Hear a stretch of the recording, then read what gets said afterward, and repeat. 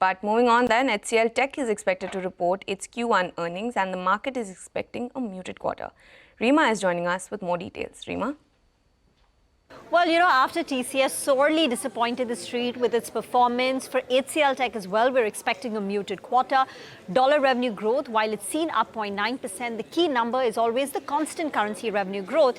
And in the case of TCS, on account of seasonal weakness in their software business, revenues are likely to fall by a little more than 1%.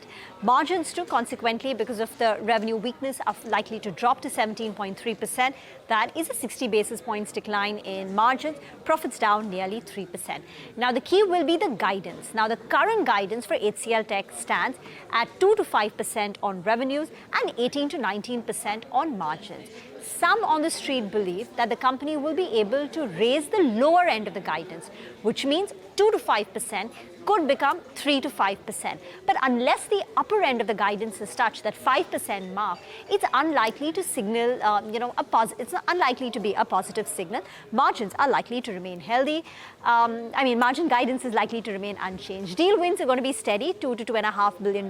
Deal wins is not the problem, but for the industry, there has been a bit of a disconnect between the deal wins and that translating into revenues. So let's see what HCLTech throws up this time.